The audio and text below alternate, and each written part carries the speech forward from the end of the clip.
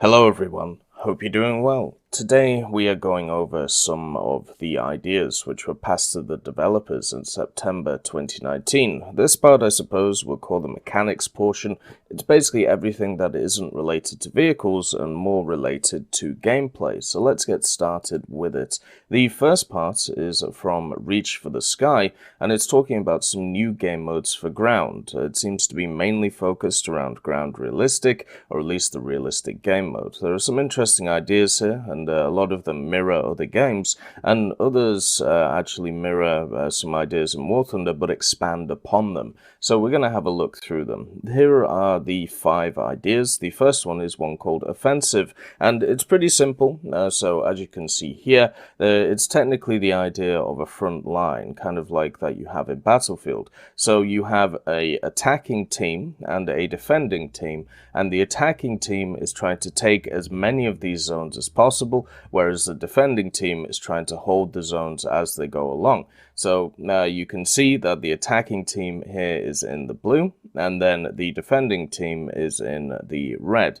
What happens is, as you push forward with the attacking team and capture each of these zones, then you get the forward spawn points to be able to push the next zone. There is also a little tidbit in here where the spawns would be unlimited but cost SLNSP, similar to the Enduring Confrontation that we see in Air, and the attackers have slightly cheaper spawns to try and, combat the fact that the defensive advantage is quite large in War Thunder. So as you go along, capturing each zone basically by collective capping, so if you have more people in the zone, it would eventually cap it. Then once you reach the end zone, then the attackers win. The other way that the defenders win, I'm guessing, it's not really written here, but I'm guessing it's a time-based thing, or how other games do it, where each team is on the opposite side to each other after a specific amount of time. So it just works out who is better at attacking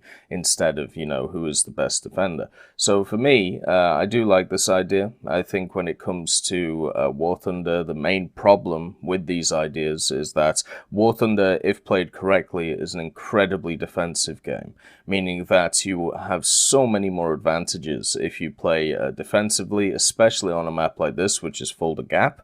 And because of that, it would be really, really easy to defend this area, even with the spawn points difference. The only problem you would have is that it would take you too long as a defender to get to the front lines, but that can be sorted relatively easily. You'd have to have very good coordination when it comes to the offensive team, and have no coordination for the defensive team to be able to hold these sectors.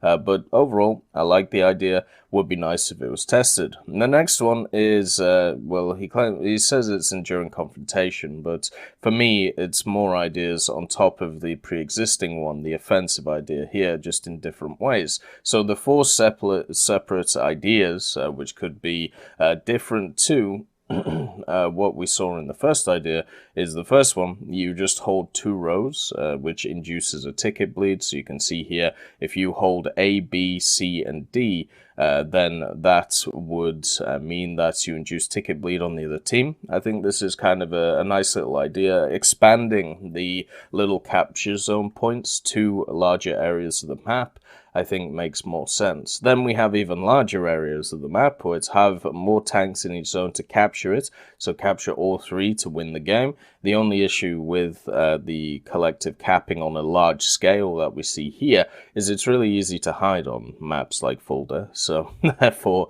you could just be looking for tanks for ages, and they could just be sat in an area which you're not very used to winning the match. But I think it would be nice to try this one. I think trying this one would be better though, just because of the fact that it would force more people to fight instead of forcing more people to cap. Then you have the next one, where it's each point takes 30 seconds to capture all 3 to win the game. So you have to, instead of what we have normally, which is a ticket bleed scenario, if you have the majority of caps, this time instead, it is you have to capture them all to win. And this, obviously, it gets progressively harder to capture each of the zones. This wouldn't really stop any snowballing effects or anything like that from crushing enemies. But then again, I think overall it's a decent idea that should be looked into as well. And then the next one is a break, but in a corridor form, where once a objective is captured, it can no longer be contested. Now, this basically means that you have a decision as each of the sides. Do you go defend? Do you go attack? And instead of the break ideas, which is whenever you capture a point, your spawn point moves to that point, instead it seems like you keep your spawn points in the general areas, which I think personally is how you fix break, if I'm quite honest. You just keep the spawn points where they are. So out of these ideas, the main ones I like is this one here, because it focuses people fighting over interesting areas, but still gives them a decent amount of room to move around in. And then also this one, the idea that capturing the 3 points will win you the game. You've just got to make sure that nobody goes behind you and, you know, caps the point behind you. This one, I think I like the idea, but also at the same time, I don't know what stops stuff like, if you've ever played on Break, well, not Break, sorry, I think it's Battle on Kursk, where you have the capture point down by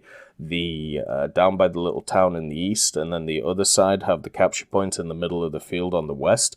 I don't know what stops teams from just rushing through these instead of actually fighting each other, because on a map like this there's a hill in the middle, so you have to crest the hill to go over it. It's much easier just to try and outcap the competition. Actually, a better version of it is when you get those maps where you have a capture point here on Fulda, and then you have a capture point at the castle as well. What you have is just whoever can capture the capture point first instead of an actual fight. So yeah. That is definitely something which we would have to see more of. Spearhead. Now, this is an interesting idea. Imagine if you took the game mode Conquest, which is, of course, when you only have one zone to capture in a domination format, and you expanded it a little bit. So that's basically what you see here. So this idea is supposed to replicate an offensive style with a narrow point in the enemy's line. So basically, a spearhead. You're trying to break a part of the enemy's defense, and you're doing it by breaking through this area. So the capture zones that you see here, you are supposed to capture. The capture zones do favor one side over another just because of how they are positioned, but at the same time, the main thing that you have to understand is one of the big problems with the Conquest game mode, which is where you have just one domination zone to capture, is that it focuses the battle way too close in one very specific area. Whereas this idea for a game mode here actually spreads it out a little bit more. It still means that you have, you know, a very concentrated battle around a certain part of the map, but it's not around a certain, you know, area of building, let's say. So I like this idea. I think it's okay to concentrate fights around specific areas of the map, but at the same time, you can't make it so laser focused that it's really hard to capture the points unless you are first in, which is what we see from maps like the Japanese map, the one where the one which was added really early on, like it was one of the first ones that was added. I forget its name right now, but it basically has a point in the north which is on like a pseudo hill kind of thing, and it's surrounded by water on one side and dunes on the other, and there's a bunker on that hill. And you have a conquest battle, which is on that one. And what happens is, whoever gets to the hill first, because it has a natural advantage to one side, because of how the hill curves, you can just sit there the whole game, and nobody can touch you. So yeah, I think expanding a map like that or a map like this, so it has multiple zones around the area that you're contesting, is the way to go.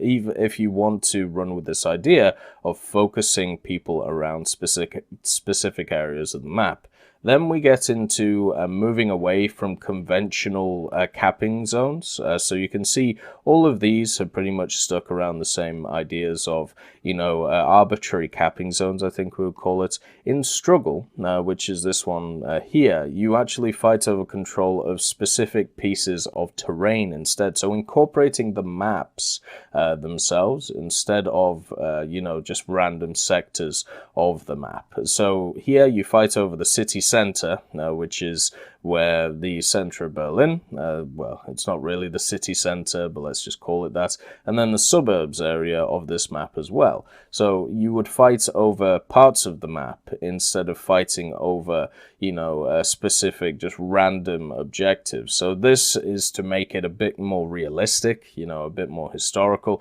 Instead of fighting, over just a random piece of ground, you are trying to fight for control of an area. I think this is kind of interesting, but at the same time, I can see this very hard to be balanced. I mean, even on this, right, on the circle, the natural advantage goes to the northern side. The reason for this is because they have an easier way into this side. Even if you can't take this road because there are attackers from here firing over, you can just go here and down, and it's very easy to do so with one smoke. So you can get to this zone and also use this artificial bank to stay alive while having cover from guys over here, which can shoot all the way over here or all the way over here, or shoot everybody that's coming into this natural area, which is the only place where the southern side can come in to this circle. So yeah, it's just that's the only problem if you focus it around specific pieces of terrain. It's really easy to cover those pieces of terrain from areas. And then upheaval is the same idea, apart from the area is enlarged. So you can see on Struggle, you're moving around these smaller areas of the map, whereas upheaval, you can see that you fight over large areas to dominate the battle. Now, this could definitely work, especially if you have the ideas of collective capping. So the more people that are on the map, the more people that are in the zone actually cap it, so instead of, if you have one enemy on the zone, therefore you can't cap it. That is an incredibly annoying mechanic, but I understand why it exists, but it does slow up a lot of progress in the game. The other thing as well is with caps like this, it does mean that natural advantages and disadvantages can be taken into account.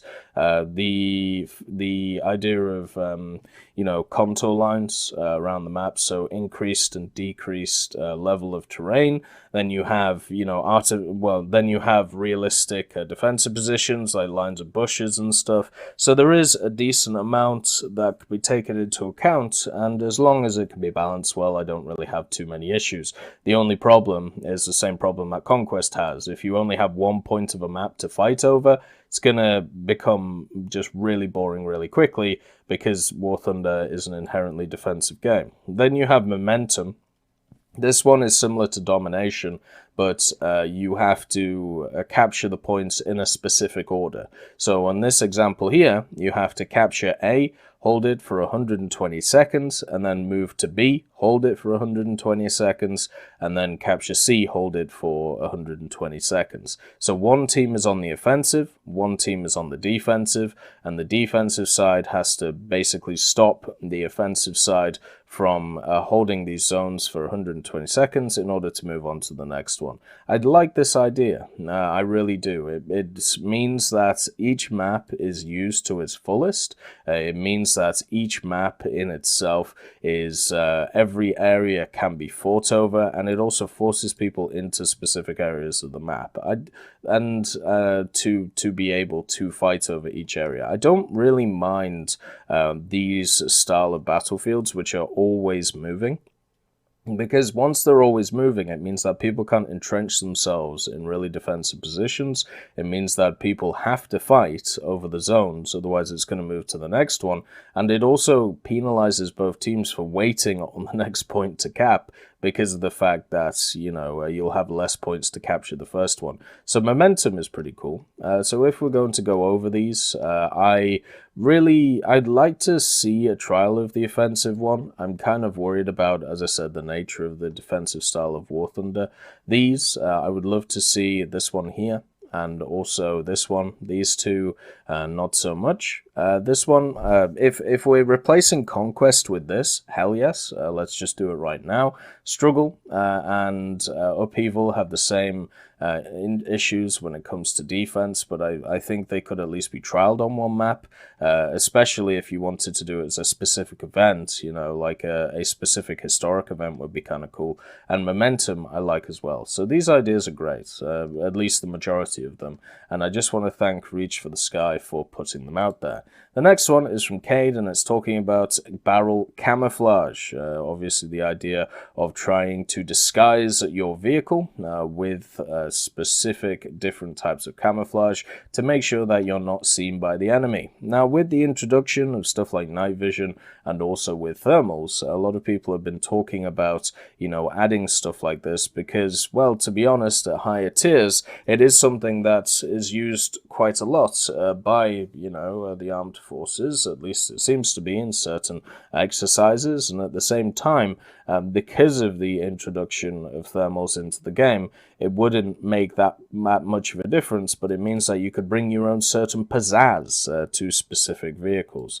The thing is, this could also be used for any style of vehicle or any tier of vehicle, because a lot of it just comes down to the fact that you could just plonk it on anything. And he does actually give some pretty nice examples here. Stuff like camouflage netting is one of the obvious choices for many vehicles. Pretty much everyone used camouflage netting. Then Hessian tape, of course, for the UK. You could put that all over your vehicles. So you can see there's a few historical examples right here. There's a comet with it on. Then the foliage netting as well. This would be for everyone as well. Taking just general plant life around the area and plopping it on your tank, trying to cover it as best as you could. Clear netting as well, which is just a net which doesn't have any foliage or any grass or anything like that, so it is just netting. Then, of course, you have the fabric camouflage. This could be bed sheets or anything like that. Curtains. You could maybe put curtains on your vehicle. That would be a bit of fun. And improvised foliage, which is pretty much, can you find anything in the general area to put on your vehicle? Well, just do that and it'll be good. Which is basically what you see here. And also what you see in these pictures. Look at that. Look at the moss on that. I believe it's a leopard. It definitely looks like a leopard. That looks really well camouflaged. But yeah, the main thing is, why not have more individuality to our tanks in War Thunder? There is definitely the issue with, you know, I generally have pretty bad eyesight. And it basically means that in War Thunder I'm limited to working out what's going on by pretty much movement. Like, I have very much T-Rex eyesight in War Thunder, so if I see like a moving bush, at least I'll be able to tell what's going on. But I am always worried about the fact that maybe these will blend in a little bit too well to the maps that's going on. But hopefully that's not the case, you know. Hopefully it won't have too much of a big issue. They could trial it with certain tanks just to see how it goes, but I think it's at least something that should be tried just to give a little bit more individuality to each person, so they could put on, you know, what they want, kind of like the whole sandbags and barbed wire idea, making it so an individual can customize their tank how they want to, even though it's not really going to help with performance. The next one is from No Camping, and it's a simple one. So currently in the hangar, a player can only test drive unlocked vehicles and vehicles they can now research. In addition, the player can only preview the available camos for the vehicles that they have already purchased. What No Camping wants to do is make the test drives and the camo previews available for all vehicles in the game. So therefore you would be able to test drive anything in the game, no matter if you have it researched, if you're researching it, or haven't had it researched. And what this would do is it would encourage players to research vehicles by knowing better the great vehicles that they are missing. It also, for me, I'm going to take the other angle on it instead. So The test drive and camo thing, I think, is a necessity for players to get better at the game, and I'll show you why. So in the game right now, there's a similar system which I'm really happy, it has been implemented. So you can see here I don't have the Sturm, so I can't test drive it and I can't look at its skins, right? But one of the things that they did implement is protection analysis. So for me, I can work out if I face a Sturm in battle where to shoot it to be able to annihilate it. Now obviously this doesn't matter too much with a Sturm S, but it definitely matters with a lot of vehicles when it comes down to working out where to shoot them, especially if you're not using the top tier round for vehicles. This is a really nice little addition to the game, which is now available in ships as well, so you can learn what to do. You can learn how to face the enemy in a much more positive way and be more educated by the time that you get into the game compared to before, where you would pretty much be screwed, because you wouldn't know where to shoot the damn things. So for me, the fact that we have, this ability to use protection analysis, I think is absolutely wonderful. I'm really happy to see that, it exists in the game. Now, why can't this idea be pushed towards test drive as well? We can test drive vehicles in the game, such as the T55AM, running around with that and looking at its capabilities because it's a premium. But why not set up a scenario where you can test drive every vehicle, so if you're facing it a lot on the battlefield, then you can get used to it, you can understand what it's good at, you can understand what it's bad at, and at the same time you can work out where its strengths are, where its capabilities are, just so it can help you fight the damn thing. Not in the case of, I'm not looking at it from the point of eventually I will research this thing, and therefore, I'm looking forward to it. I'm looking forward to it, wow, that didn't pen. I'm looking forward to it from a specific, knowledge-based way, where I want to know what my enemy is using. Let's find out, even if I don't have the tech tree researched. Same with camouflages, so I can distinguish between enemy and ally when it comes to simulator and also realistic. So yeah, I like this idea. I would personally implement it, at least. I mean, the camo one, we can argue about, but for test drive, I think it is a necessity to understand how powerful vehicles you're fighting can be. The next one is from Elite 96, and it's talking about basically giving gifts to supporters of the game in the forms of stuff like titles and other things. And I generally like this idea. I think giving back to people who've supported War Thunder is always it's always a good idea. Just like why, with the anniversary stuff, giving away stuff like the R5M, the A13, even though I already have the vehicles, they're sat in my hangar, I still think it's nice that, they're giving them away for technically free in the game. So when we have a look at his suggestions, basically the idea was based off last year's Master of Russian Bias deal, which was on April Fool's. That was a bundle you could get, which had a bunch of Soviet vehicles in, and you got with it a title, Master of Russian Bias. And what this gave you is basically just a title that you could hold. If you don't know where the titles are, they're all sat here, so you can use them if you want, just change them and use, go around and do what you feel like. But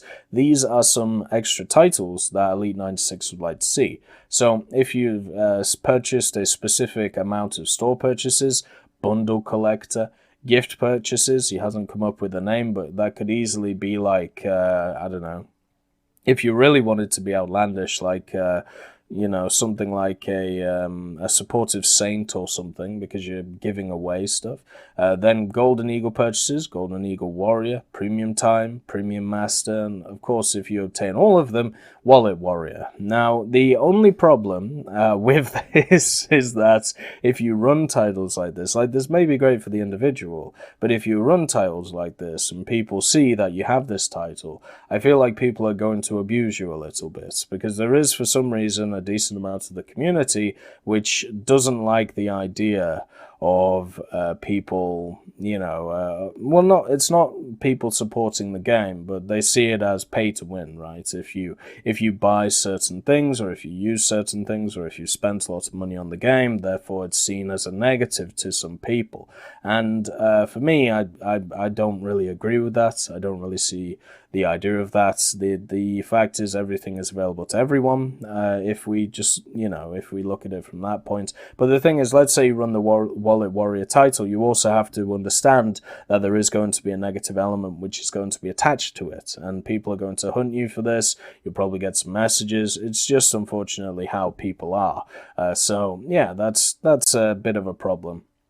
Section 2 is looking at the other side of the community, which is very important as well. This side of the community supports it through modding and through skin creating and all of this stuff. So you can see the supportive players, as he's mentioned it, the skinners, modelers, the Air Force testers, the Ground Force testers, naval testers, and then anything else you would think in this category. So the testers, people already get titles for in certain ways, but it would still be nice to get other titles for them. The skinners and the modelers, I think modelers would be a really nice thing to add. On the Tech Hub, we actually have specific roles for things like this, like mod creators or War Thunder Live contributors. And personally, I think it's good to, it's pretty good to thank people for the work that they do for the community, which normally, they're doing it out of passion, they're doing it out of love for the game and the community. So why not, say thank you in the way of a title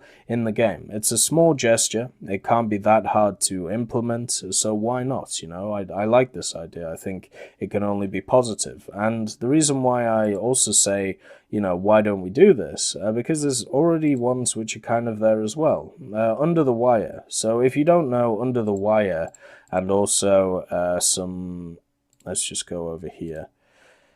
So Under the Wire, and also some other decorators as well, if I can remember where they are. It might be in Roundels and Insignias. Oh my god, here we go. There's so many things. Ah yes, and the on-air thing right here, and I'm sure there's a decal as well. But the thing is, so if you're part of the content program, you get these little things. So you get the title, that you can see here, Under the Wire. You also get little things like this decoration that you can see, and it's just basically just as a nice little addition to what you get through the Content Creator Partnership. So if it's available, in that capacity for us, why can it not be available either through a voting system for people, or just, people who get recognized as doing a lot for the community? People like Beckett, right? Beckett, who's created a lot of user models for the game. So he's been a person who's created the Sturm Tiger, the TOG 2, vehicles like this. What about someone like Snozzletoph, or Father Gentlespie, or Boris the Blade with his map creations? Why aren't these people, basically, why they should be thanked in some way, and this would be a little way of doing that. So I like the idea. I really do. But anyway, those are the suggestions which were passed on to the developers in September 2019. We'll get on to the helicopter stuff in a little bit. Right now, I need to get myself some tea. I hope you all have a wonderful day, and I'll see you next time. I'd just like to thank Ambrosius McClellan, B. Young, Blackie, Daniel Stanton, Jay Wilt, John Ryman, Joseph Anders, Martinez, Moxie, Super Cacti, Uyans Terry, Elove Goat, and Seductive Trashcan for supporting the channel.